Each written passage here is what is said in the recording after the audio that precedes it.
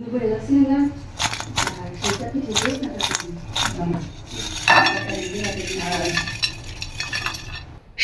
শুনেই বুঝতে পারছেন কতটা মুচমুচে হয়েছিল।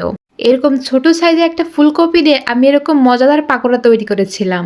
চলুন রেসিপিটা আপনাদের সাথে শেয়ার করি। হ্যালো এভরিওয়ান, আসসালামু আলাইকুম, welcome back to my new another video. I am ইমা ফ্রম ইমাস ডেইলি লাইফস্টাইল। শুরুতেই আমি ফুলকপিগুলোকে নিজের মন মতো করে একটু সাইজ করে কেটে নিয়েছি। আপনারা চেষ্টা করবেন ফুলকপির সাইজটা একটু ছোট করে রাখার, তাহলে ফুলকপির পাকোড়াটা কিন্তু অনেক মুচমুচে হবে। তারপর আমি ফুলকপিগুলোকে খুব সুন্দর করে ধুয়ে পানির মধ্যে সিদ্ধ হতে দিব। সামান্য পরিমাণ লবণ দিয়ে আমি এখানে ফুলকপিগুলোকে প্রায় 10 মিনিট মতো করে সিদ্ধ করে নিয়েছি। আপনারা দেখেই বুঝতে পারবেন কতটুকু সময় সিদ্ধ করার প্রয়োজন হবে।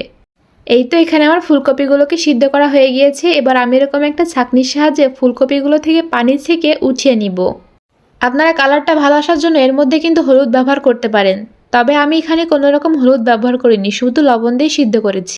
এবার একটা পাত্রে 1 চামচ মতো ময়দা নিয়েছি, তারপর 1 চামচ নিয়েছিলাম চালের গুঁড়া, এরপর দিয়ে দেব 1/2 চামচ কর্নফ্লাওয়ার। আপনারা চাইলে এটা স্কিপও করতে পারেন, আমার ছিল তাই আমি এটা অ্যাড করেছি। তারপর দিয়েছি 1/2 চামচ লবণ, 1/2 চামচ ধনিয়া গুঁড়া, 1/2 চামচ হলুদ, 1 চামচ মতো শুকনা মরিচের গুঁড়া, 1/2 চামচ গোলমরিচ, 1 প্যাকেট স্বাদে ম্যাজিক মশলা। তারপর দিয়েছিলাম প্রায় 2 টেবিল চামচ মতো টমেটো সস। এরপর এখানে পানি দিয়ে আস্তে আস্তে ডোটা তৈরি করে নিতে হবে। আমি এখানে প্রথমে একবারে পানিটা অ্যাড করিনি, অল্প অল্প করে পানি ব্যবহার করেছি।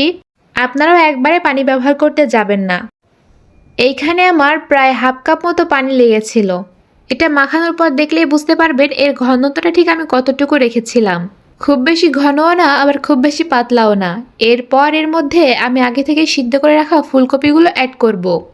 তারপর হাতের সাহায্যে আমি ফুলকপিগুলোকে খুব সুন্দর করে মাখিয়ে নিব।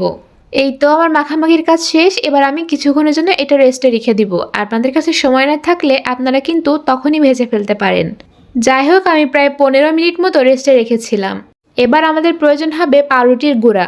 আমি কিন্তু এটা বাসাতেই তৈরি করেছিলাম। তারপর নিয়ে নিলাম 1 পিস ফুলকপি। তারপর এই ব্রেড ক্রাম্বসের মধ্যে খুব ভালো করে আমি এখানে কোট করে নিব। একটু চেপে চেপে কোট করেছিলাম যেন গায়ে লেগে থাকে। এই তো তারপর একই প্রসেসিংয়ে আমি একে একে সবগুলো ফুলকপিকে কোট করে নিব ব্রেড ক্রাম্বসে। আপনারা কিন্তু চাইলে ব্রেড ক্রাম্বসে কোট না করেও খেতে পারেন, শুধুমাত্র ওই ডোটার মধ্যে চুবিয়ে যে ফুলকপিটা পাওয়া গিয়েছে ওটা ভেজেও কিন্তু খেতে অনেক মজা। যাই হোক, আমি এখানে একে একে সবগুলো ফুলকপির পাকোড়া কিন্তু তৈরি করে নিয়েছি। দেখুন এই পর্যায়ে কালারটা এবং দেখতে কতটা লোভনীয় লাগছে। যাই হোক, এবার আমাদেরকে ভাজাভাজি করে নিতে হবে। আমি একটা ফ্রাই প্যানে আগে থেকে বেশ খানিকটা তেল দিয়ে গরম করে নিয়েছি। এবার একে একে সব কয়টা ফুলকপি এখানে ছেড়ে দিব। খুব বেশি সময় নিয়ে এখানে ভাজার প্রয়োজন নেই। আমি এক পাশ প্রায় 5 থেকে 6 মিনিট মতো করে সময় নিয়ে ভেজে নিয়েছি। আর অবশ্যই এক্ষেত্রে জালটা একদম লো হিটে রাখবেন, না হলে কিন্তু ব্রেড ক্রাম্বসগুলো খুব সহজেই পুড়ে যাবে। এই তো আমার এখানে কিন্তু এক পাশ অলরেডি ভাজা হয়ে গিয়েছে। এবার আমি উল্টে অপর পাশে প্রায় 5 থেকে 6 মিনিট মতো করে ভেজে নিয়েছি।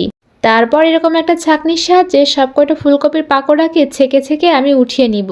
আচ্ছা, আমার মতো আপনারা কে কে এই ফুলকপির পাকোড়াটা খেতে পছন্দ করেন অবশ্যই কিন্তু কমেন্ট করে জানাতে ভুলবেন না। আর আমার এই রেসিপিতে যদি আপনারা এই ফুলকপির পাকোড়াটা তৈরি করে থাকেন, দেখবেন কতটা লোভনীয় হয়। যাই হোক, কথা বলতে বলতে আমার ফুলকপির পাকোড়াটা একদম তৈরি। আমি এটাকে সসের সাথে সার্ভ করেছিলাম।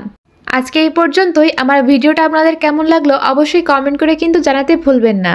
আর আমার পেজে যদি আপনি নতুন হয়ে থাকেন, পেজটিকে ফলো করে পাশে থাকবেন। Please like, comment, share, and thanks for watching.